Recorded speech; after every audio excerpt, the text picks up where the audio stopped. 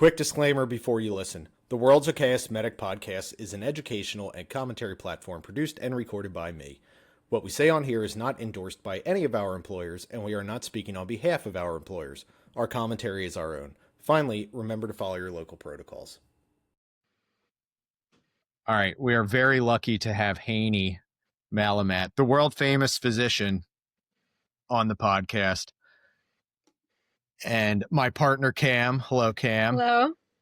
You've been on the podcast before, so welcome back. Yeah. I got to say one thing. Thanks for having me here, by the way. But though, as you know, as honored as I am to be here, I do have one gripe with you, and that's you didn't tell me I needed to put patches up in the background because you all got patches and I have nothing. I have a TV that's not working and some bricks. We'll send you some, but Cam's at work. Yeah. So, Yeah. All right.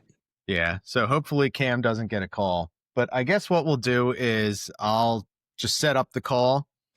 We'll go through it. I want to do it like there's a podcast I listen to called the Debrief, and they take SWAT team incidents and they debrief them, and they do a hard debrief, what went well, what didn't. So I want to do like an honest debrief because this is like really no call like I've ever been on before in 23 years. And Cam, you're 12, so I know you haven't been on a call like this. So it was a young male in his 20s, otherwise healthy, mental health problems. Long story short, he put the tip of a crossbow in his mouth and pulled the trigger. BLS arrived first. They found him GCS of 15, alert and oriented, massive facial trauma. The crossbow was sticking out of his hard palate, firmly embedded in his skull. There was heavy bleeding, but he was handling the secretions very well with just spitting them out and letting them drain out of his face. They did, I have to say, I get accused of being hard on EMTs. They did a phenomenal job. As far as BLS crews go, we could not have asked for a better crew on this. They just, from everything from moving him out of the house to stabilizing the arrow to keeping the scene chill, job well done. So they put they put ABD pads on his face and tried to wrap his head in a manner that stabilized the arrow. Looking back, I don't really know if the arrow even needed to be stabilized because it was so firmly embedded in his head, it seemed. Not that we were manipulating it, but anyway, they put ABD pads around his face. They wrapped his face up to try to stabilize the arrow. And there was an opening for his mouth, so a lot of blood was draining out. And we found him GCS of 15, 98%. He did have some rails. He did have some rattling breathing. So clearly he had aspirated some blood, obviously. There was really bad weather, so there was no chance of flying him. And it was a 45-minute transport to the trauma center with no opportunity to go to a closer community hospital. Not that I think we would have. Would you have, Cameron? Yeah, no, they would have lost their freaking minds. So our plan was, since he was doing so well and he was so stable, to sit him up, let the blood drain out of his face, give him supplemental oxygen if needed, which he didn't initially need because he had great SATs, and use a large bore suction catheters to suction him out like you would at the dentist. I've done that before with a shotgun wound to the face and a couple other major facial traumas, and it worked really well. About halfway through the transport, and I know it was halfway through the transport because I almost burst into tears when I asked what the ETA of the hospital was, and Danny shouted up, he was like, 18 minutes, crunch. Yeah. I was like, oh no. I felt like we'd been in the back of this ambulance for 4 hours, but he started to get rammy. He started to get a little agitated, not violent, but rammy and agitated. He started to try to grab for the arrow, which was very disconcerting. And he was less responsive. He had been speaking clearly despite the facial trauma, and now it was just kind of incoherent mumbles. And it progressed. He became cyanotic. He became less responsive. He kept trying to grab the arrow. So we got orders to give him 2 milligrams per kilo of ketamine, just to render him docile. There was no chance of intubating him. There was no chance to use an SGA. and we performed a crike. So, hey, any of you have any input before we talk about the actual procedure? Yeah. One thing I think that we did that kind of helped manage what was already a very chaotic scene was, like, as soon as I got there, Mike said, okay, like, be prepared. If this goes bad, this is going to be a surgical airway, recognizing there's no way for us to manage this guy's airway any other way. But we got everything ready before we even started moving while we were still on scene, located all the tools we would need. But we also agreed on a set parameters of when we were going to take his airway. And we had that set from the get-go, agreed upon it. And I think it helped both of us recognize, like, okay, things aren't going great, but we're okay right now. And then when it got to that point, because both Mike and I had always heard the hardest part's deciding to do it, we were in our parameters where we knew we had to. Do you want to tell the group what the parameters were? Yeah, we said 90% Yeah, SpO2 was our cutoff. We weren't willing to let it get any lower than that. And that, I want to say that was an arbitrary call too. I think that was just kind of to, like, kick us in the ass to make the decision point to do it if we needed, rather than just vacillating and being like, oh my God, like, should we do it? Should we not do it? And one other thing I want to say, you talked about how we very early on decided to have the crike stuff ready. This goes to show there's a big human performance lesson here, because you resort to your training and what you're used to in a time of high stress. So you got in the ambulance. I said, get the crike kit out, set the stuff up in case we need it. And when I got in the ambulance, you said, Mike, there's no crike kit. And I'm pretty anal about checking the gear. And I went, what do you mean there's no crike kit? So I started rifling through the bag. I didn't find a crike kit. So I ran to your car, rifled through your gear. There was no crike kit. So lo and behold, a few months prior, we made the decision as a department to remove the crike kits and just put a scalpel in the intubation wrap and have it be scalpel finger bougie technique. But I'm so used to, from 12 years being there, having a crike kit, and I just on autopilot. So what we did is we grabbed a tube, a bougie, and a scalpel out of the OB kit to have. So just two questions for you. The first is, how many people are comprising this team? And the second thing I want to ask you was, did you make the commitment to do the crike just based on the SAT before the ketamine had been given? Should this have been any dysynchrony or agitation, thinking that if he cleared up a little bit, his mental status, his SATs would have recovered? Or it was just a all or none decision? For me, it was an all or none decision, because he started getting agitated. I could see he was getting more cyanotic. His rails were getting worse. And I remember mentally thinking, I know we made 90% the cutoff, but fuck the 90%. Like, this guy is precipitously getting worse. He's not going to get any better. We need to establish an airway. And interestingly enough, I don't know about, like, exactly, I'm not a bioengineer, like biotech engineer, but this guy got to be like Smurf purple as we were doing the procedure, and he was still reading 98% on the monitor, which really kind of threw me for a loop, because I'm like, clearly this guy is hypoxic. He's lost his mental status. Also, to answer the other part of your question, initially on scene, 2 EMTs, and then Cameron and I, and during the transport, it was just Cameron and I in the back. Gotcha. So you have enough hands. I mean, you have all the hands that you need just there. So let me take you through the procedure. So I've never done a crike before. No. Neither has Cameron. I have drilled it 100,000 times, and it's always been a super easy procedure. So let me say something that may be controversial for the group, and I know all the foam ed nerds are going to roll their eyes and poo-poo and be like, who is this amateur? I don't think it's that easy to find the cricothyroid membrane. I just don't. I can find it. Clearly, I found it. But I'm palpating. I remember, hey, I found it. And then you palpate, and you're like, no, that's not it. And I was like, are you right or am I right? And I'm like, I think she's right. So I took the guys, because I remember a trauma surgeon telling me God invented these 4 fingers. And for audio listeners who aren't watching this on YouTube, it's the 4 fingers, not including your thumb. He said, you take those fingers, the patient's fingers, put them in the sternal notch, and the top of the index finger is going to be right at the level of the cricothyroid membrane. So we did that, and Thank you were you. right, Cameron. So good job. Did a long cut. We just drilled that on the flight team. We did a cric scenario on the flight team. Thank God we had done that. It was a great refresher. So did a very long cut.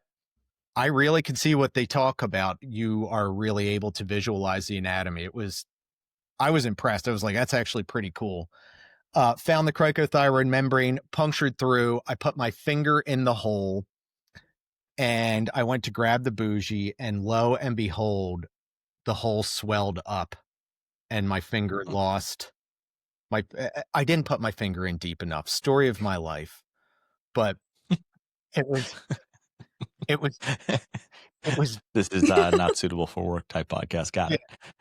Just the tip was in, and Just the tip. yeah, exactly. And I could feel it swell up, and I looked at camera. I said, "Oh my God, we lost the landmark." And there was swelling, and you couldn't find anything after that. Now, you couldn't swell because tactilely you couldn't swell, or visually you couldn't see it anymore? Visually and tactilely, I couldn't palpate anything. And this guy's sats are dropping and dropping, and he's getting worse. Sure. And I felt like Jeffrey Dahmer. I went to where I thought it would be and where we had been based on a little bit of bleeding that you could see. The actual procedure did not bleed that much, very minimally. And I was taking the scalpel, and I was like kind of digging and sawing where we were. And eventually it popped through, and you could hear that. It was the worst sound I've ever heard. Also the best sound, right? No. That's what I said. She said that was the worst sound I've ever heard. I said that was the most beautiful noise I've ever heard in my life. And I stuck my finger in all the way this time, and I grabbed the bougie. I put the bougie in. It slid in beautifully easily. I wonder if it's because there was so much blood and debris in the airway. I couldn't really feel any rings with the bougie, but it passed beautifully. He was a skinny guy, so it didn't look like a false passage. Passed a tube over it, began to ventilate. We got good chest rise. His sats came up to 70 briefly. Briefly had end tidal, and then blood came up into the tube. It backed into the end tidal sensor, was backing into the BVM. And that's what we had to deal with. Cam, you have any thought? I want to kind of go through it because there's a lot of good stuff to unpack there. But Cam, you got anything? Right now, no. Yeah. Okay. The first thing, if I may, and please interrupt me, by just kind of a couple things. We'll go take it step by step. The first thing that you've mentioned is something that many people have said is that, it was harder to find the cricothyroid membrane than I thought it was. But I want to plant this seed for you.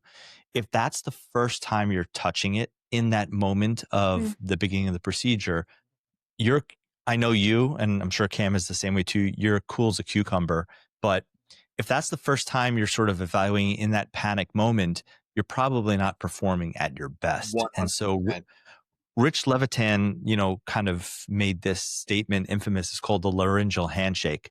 And that's anytime you meet somebody who potentially is going to be getting a cric. In fact, he says he does it for any intubation he's doing because any intubation, any airway you're taking is a potential cric. And so this laryngeal handshake is when you're walking up, you ask the patient to open their mouth, you're sort of saying something. He just basically puts his hand out and he feels for that cricothyroid membrane and just identifies it. And that first step almost tells you, okay, I know kind of where it is. There are going to be people who you're a little more worried about.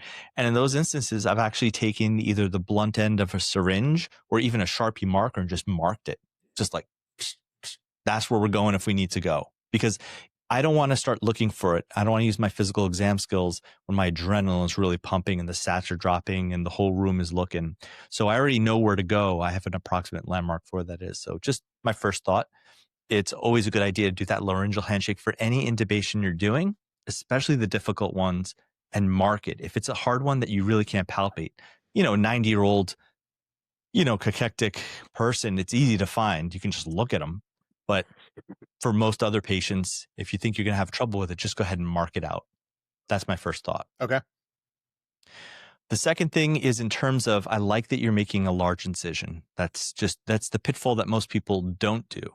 And let me just go back and say that most people who do crikes physician-wise that are non-surgeons, non-ENT, non-general surgeons, they do this in practice all day long, and their first one usually comes when they're an attending. But it's all about the practice, and you all have practice for it. You're ready for it when it came, and you did all the steps. Getting back to what I was talking about, that long incision is typically the thing that the person who does it the first time doesn't do right, and they you don't want to. You feel like you're attacking somebody. You feel like you're, cutting someone open. You try to make the smallest nick possible. But what you realize over time is that you need the space to do your work in. This is not a moment to worry about cosmetics. Make your incision as big as you can so that you can find your landmarks and work within those landmarks a lot easier. That's my second point. The next point after that is, I'm not really sure because I wasn't there, but couple things when you're saying that you put your finger in and then you lost it easily. My first thought is, whether or not the incision wasn't big enough. In other words, when you poke through and you make that incision through the cricothyroid membrane, are you cutting one side, turning the knife around and cutting all the way the other side? That was a screw up of mine looking back on it. But the thing that they always say is that you don't make the hole big enough. That's one of the biggest error points. And here's what I did, Haney. I did the long cut. I didn't do any slicing with the crike. I punctured through with the scalpel and then I rotated it. I pulled it out and I put my finger in that tiny little hole that I made. And I think that was one of the screw up points. It sounds like that was the part that made it a little more difficult on the back end. And as you already identified, once you lose that hole, it's a little harder to find your way back there. But yeah, it's just kind of put it through. And then before you even turn it, just cut all the way to the one side, be mindful of the sharp end of that blade, cut all the way to the lateral portion of that, flip it around, cut all the way to the lateral, finger goes in that hole. And now you have a nice big hole to work with.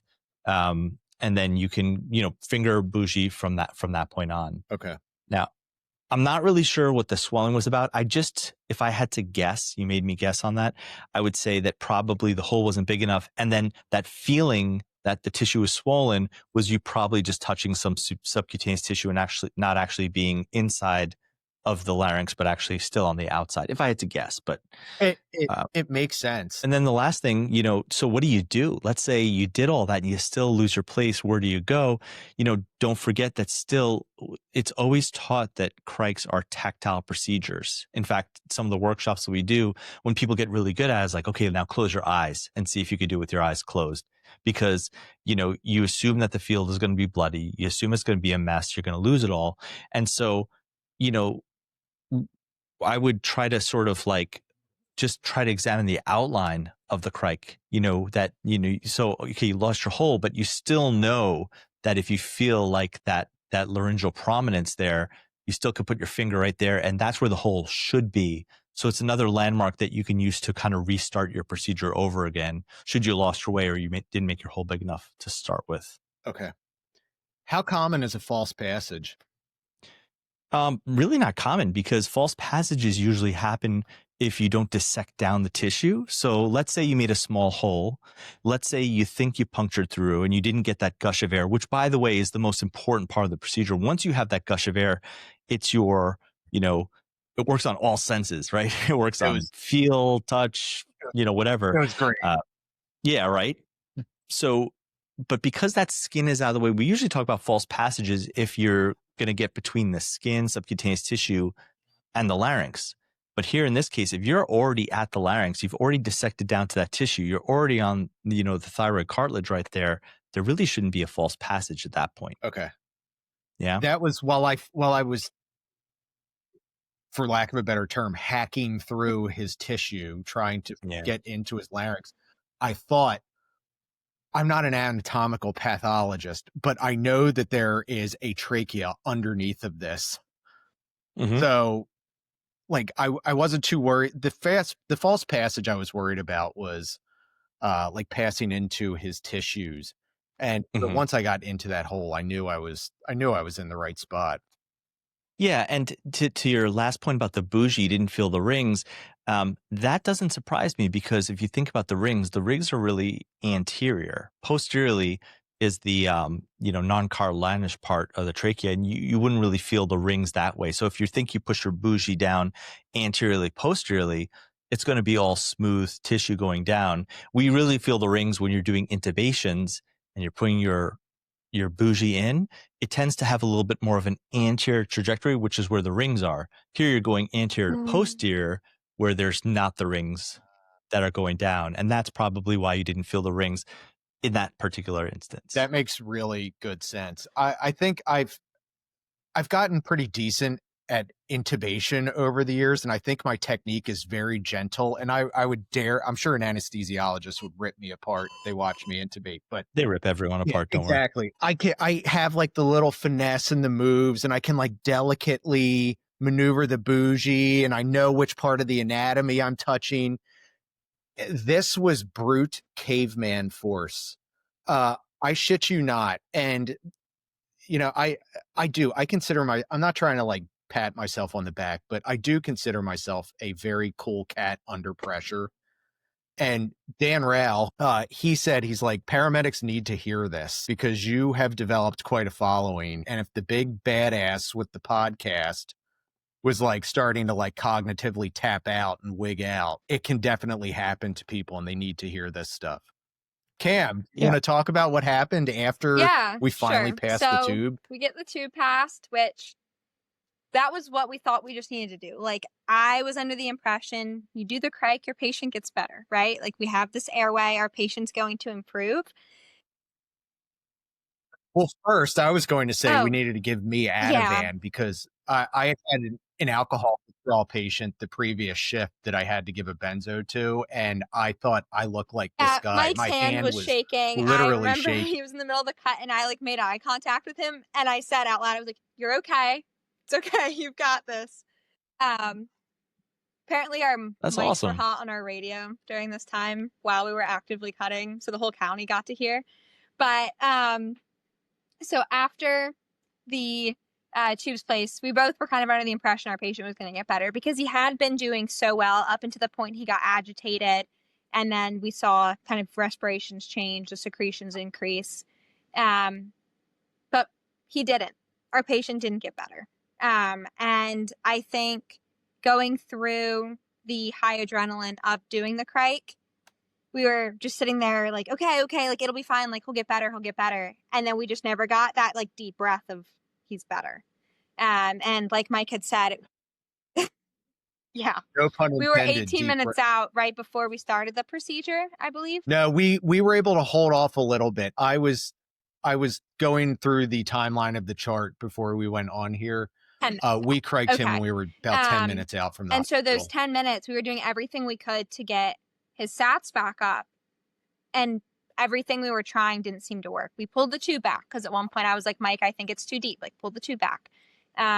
We made sure that we were trying to bag with a little extra PEEP. We were trying to do what we could. And he just wasn't getting better. Neither of us wanted to turn a patient over that we had done a surgical airway on with sats that were in the 60s. Like, that doesn't make anyone feel good. And so there was, I think those last 10 minutes, both of us felt like we did something wrong. I felt very defeated because going back to your training, that is what your brain resorts to. And in every one of the 75 million crike scenarios I have done in training, you get the crike and the person facilitating the scenario is like, okay, sats are climbing. All right, patient's starting to pink up. That didn't happen here. He just kept bleeding and bleeding and bleeding and bleeding and bleeding.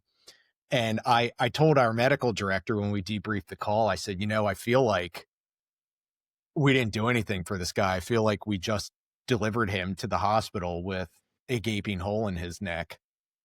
And the medical director was like, well, probably would have been in cardiac arrest had you not done it. Yeah. I mean, let's look at that now. So why, in your estimation, let's just take a step back. Why didn't that patient's sats improve? I Like, were you in the airway? We confirmed it, right? Well, yeah. I mean, I don't know where I'm not saying this in a smart ass way. Granted, we lost our end title when all the blood Mhm. came up into the sensor, but we had good chest rise.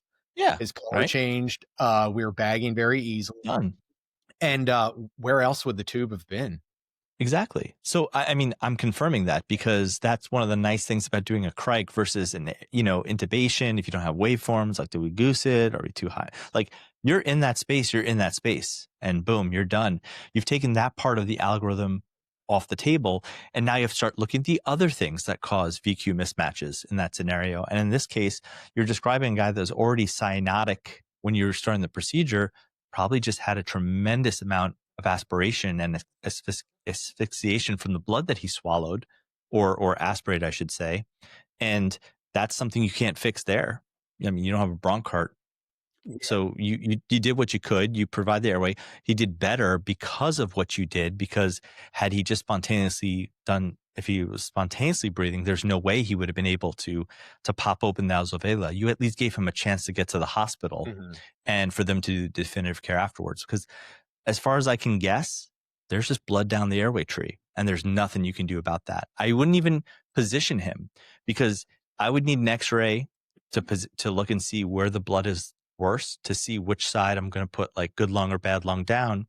But here you don't even have that. So you just have to optimize the case the best you can and get them to the place where they have the tools to do that. Sure.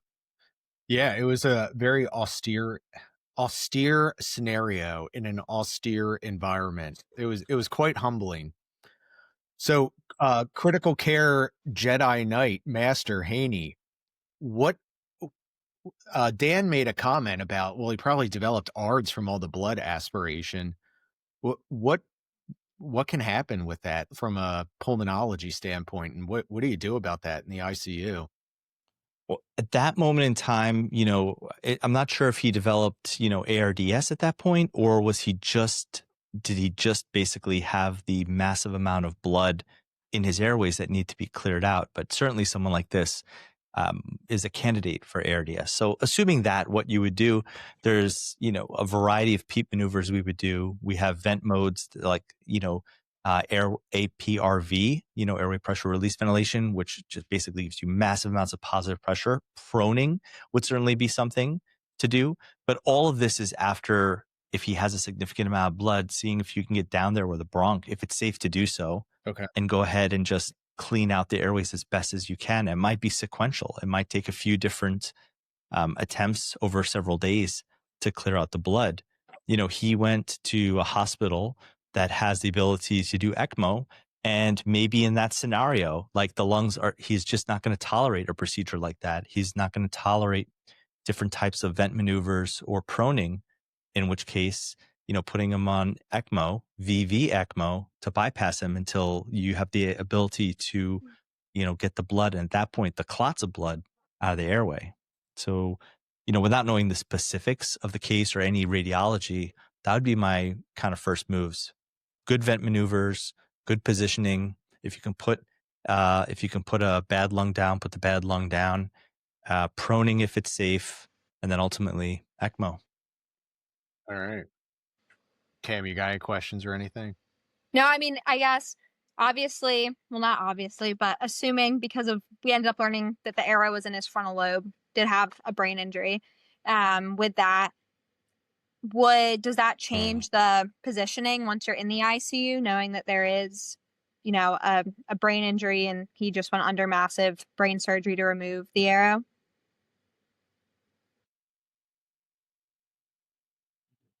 Yeah, that's a good question. In terms of, I mean, Question. yeah, it's a great question, Cam. Great question. In terms of, proning patients, there are some things that we do worry about. With cerebral edema, if assuming that he has some, I'm not sure about any absolute contraindication for it, especially in the case of somebody who is just not oxygenating very well. Now, with that amount of brain injury, I might go for ECMO a little bit sooner than do proning. That might be one of the things that says, you know what, let's go to ECMO. But then again, with ECMO, there's some degree of anticoagulation that's typically required to do that. And in this case, if you're saying there's cerebral injury, right off the bat, that might not be the best idea. So it's a really nuanced case. You have somebody who has really bad lungs and a really bad brain. You probably want to protect the brain first. So I'm not exactly sure in that moment. I'd have to look at the imaging to see how severe it is. I might, bring neurosurgery in to see whether or not they had any comments about how severe the injury was, to see if there's any contraindication. But offhand, I might think proning would still be okay for that person as a first shot. Yeah. There was no spinal cord injury, right? It was only the frontal lobe injury. Yeah. I'm rambling a little bit, but I don't see a reason why you wouldn't. But I could get back to you on that. Going back to the decision to give him ketamine when he got agitated and was trying to pull the arrow out. This may sound like a stupid question, but I'm just trying to think things in my head. Would you have sedated him before the procedure, or would you have just waited another couple minutes and been like, he's going to go unconscious in a couple minutes anyway? What would you have done? No, I think when you have a patient, I think ketamine is great in general, whether I'm planning on doing a procedure airway-wise or not. If you have to control the situation and you want the patient to maintain their airway reflexes, there's just nothing else like it. So I have a low threshold whether a patient comes in with asthma or, agitation from hypoxemia. A great example, which is not too dissimilar, is somebody who comes in with really bad hypoxemia. You got somebody who's got bad pulmonary edema. They've de-recruited, maybe they're obese.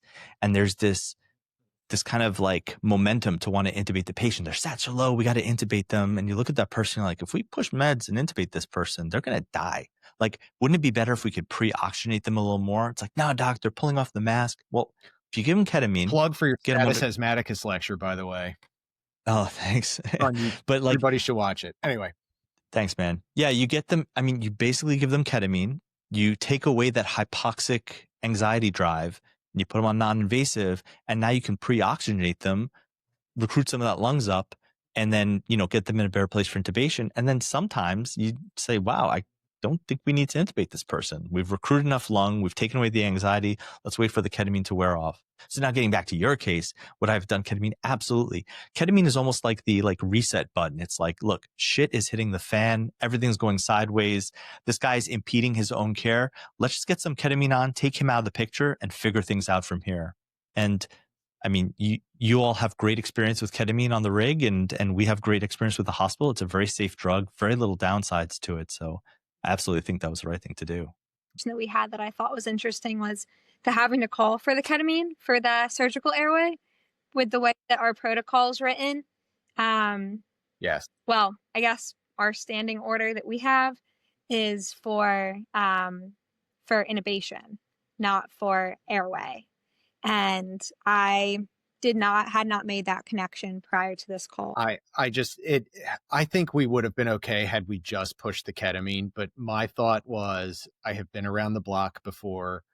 I know that every bureaucrat in the state is going to be looking at this chart, because how often does a crike happen? And I'm like, it's the protocol is sedation assisted intubation, not sedation assisted airway. And I was like, there's going to be some bean counter in Harrisburg that is going to say, well, it wasn't an intubation and they pushed the ketamine, because there is still a very big stigma, Haney, as you know, with ketamine pre-hospitally, because of some bad outcomes with other services irresponsibly giving it. So every ketamine is a mandatory, at least at the county level, QA. Yeah, I mean, look, 10 minutes away from the hospital, and you have to make a decision. I'd call whoever you need to call and check the boxes, but that's fine to have them on the phone. But I cannot say enough how much of a right decision that was. Okay. That guy would have died in the rig with you, or you would have brought him in coding without that airway control, and certainly without that procedure. Right. I also want to take this opportunity to tell people who are listening that, it is a straightforward, basic procedure. And I've said this on a couple different podcasts and social media, and I'm sure someone's going to have some comments to say about this. But if you're going to push medications, specifically paralytics, this is a skill that you need to know how to do. And I would even broaden and say, if you're going to do emergent intubations, then you should know how to do this skill. Again, most people who learn this skill, they just do it on a 3D printed model. They do it in cadaver lab.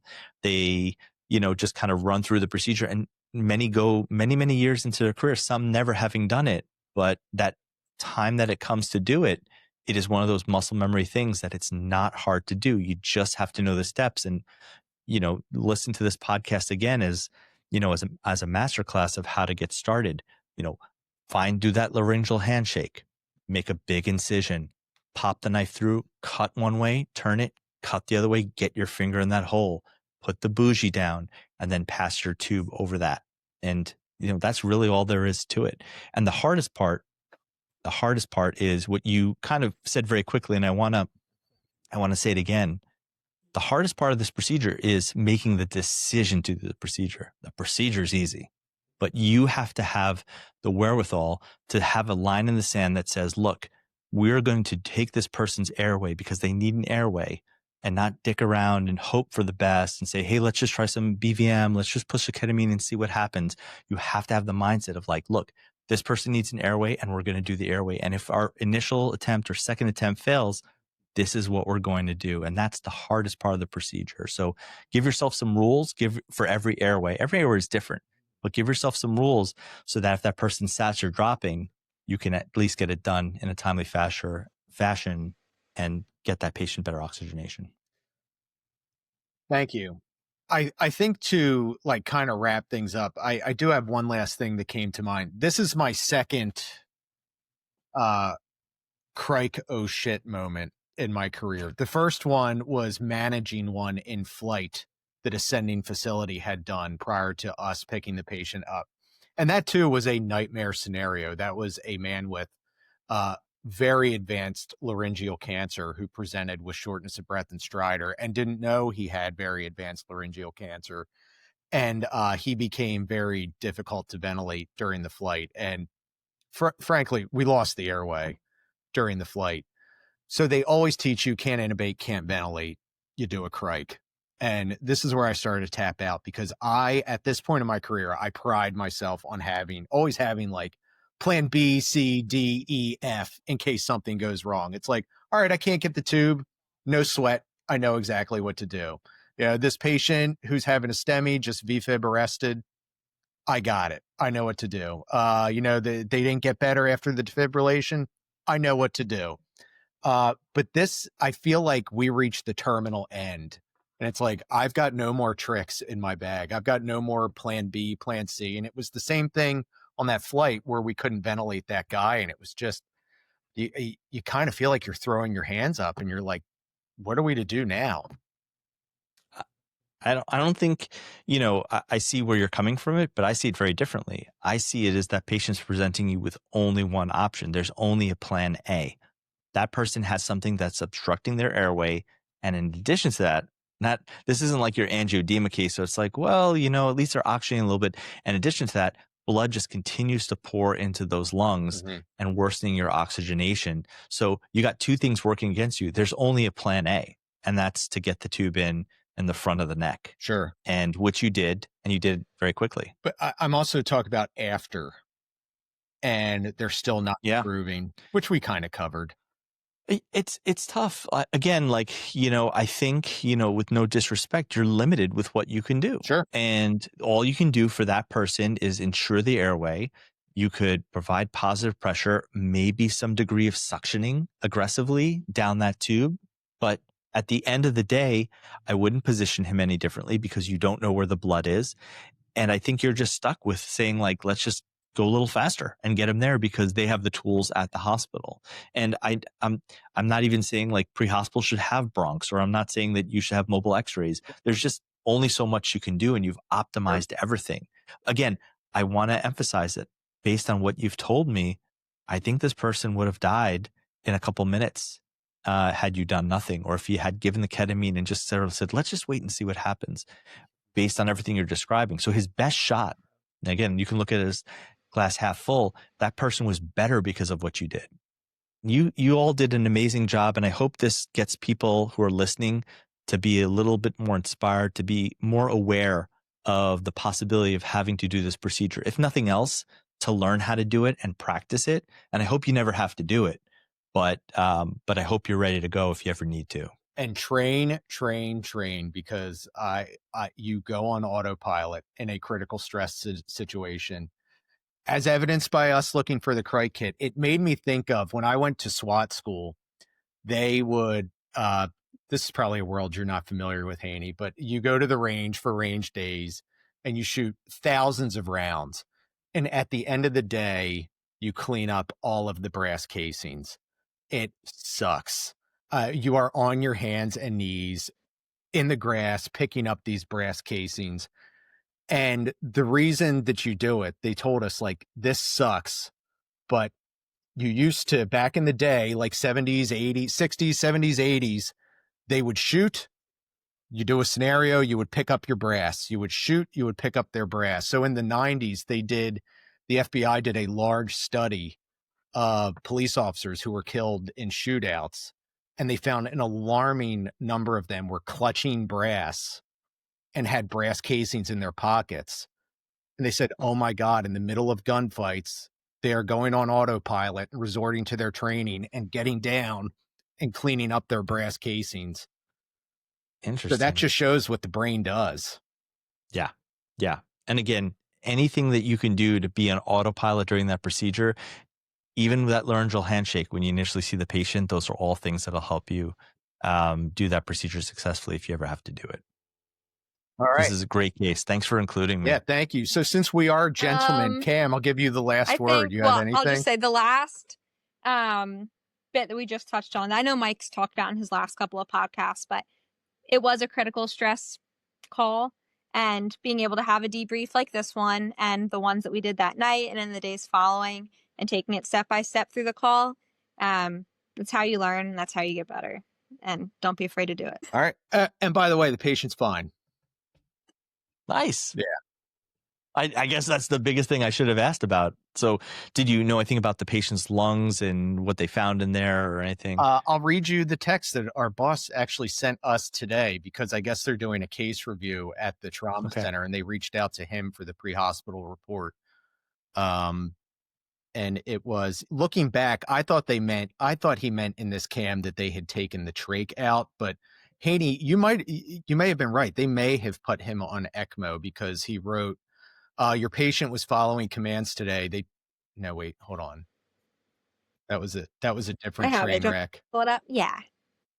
Do you pull it up? Was this a trauma center that I may have seen or worked at before? Your surgical airway patient is currently GCS 15, decannulated, approaching discharge. Still 1 to 1. I guess decannulated, I wonder, that usually is like ECMO, but I don't know if it's a trach. Yeah, I don't know. It would be interesting to find out. Because I did hear a few days later that he had been moved we to went step into down. the OR with the patient too, which was something different pre-hospitally. We don't do that often. And they were having a difficult time getting the trach. So I don't know if their difficulty was similar to what we were seeing pre-hospitally or what, but it took them quite a few attempts from what we heard. Well, yeah, they probably went to do a trach, whereas y'all were doing a crike, and trach's a couple rings down. So sometimes that could just be body habitus. That's a procedure where they have to go a little lower down. So he was in great shape, though. He wasn't like a obese person, short neck. No. Yeah, I don't know, but they definitely were having trouble. And that kind of, in my, like, I had already been cognitively tapped out. I was like, did I botch this crike up so bad that they couldn't get a trach? No, that's the thing. Sorry to cut you off there, but let me just say, that's the one thing that people have to remember, because that's also another thing that impedes people from doing crikes is like, well, what if I stab too far in and I puncture the posterior pharynx, or I go through the trachea?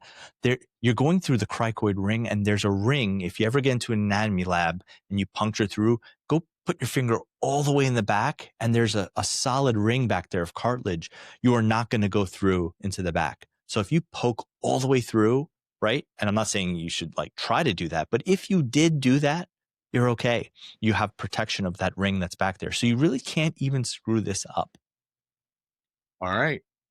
Well, you heard from the master. All right. Well, I won't take any more of your time. Haney, I can't thank you enough. Pleasure. And Thanks for we'll having be me. talking about this at Resus X, I believe. We sure will. Yeah. I don't want to give a shameless plug. I'm not that kind of guy. If you're coming to Resus X, It's a shameless plug. Well, Resus X, it's a 3-day conference that we've been doing. This is our 7th year, and we're doing in Philadelphia. It's really a multidisciplinary resuscitation conference. I have the fortune of knowing very, very smart, cool people such as Mike and other faculty who will be there. And we go through trauma, sepsis. It's really critical care and resuscitation for a multidisciplinary approach to patients. So if you're around in Philadelphia, September 29th to October 1st, come check it out. And it's a very social conference as well. So it's not just one of those bullet point conferences. It's a lot of fun. And we'll be talking about this case as well. All right. Well, Haney and Cam, thank you for coming on. I'm going to hit stop.